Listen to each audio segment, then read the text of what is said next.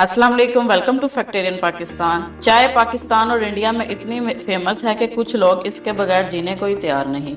लेकिन चाय हमने पीना शुरू ही क्यों की? किसने हमें इसकी आदत लगाई? क्या हम हजारों सालों से चाय पीते आ रहे हैं?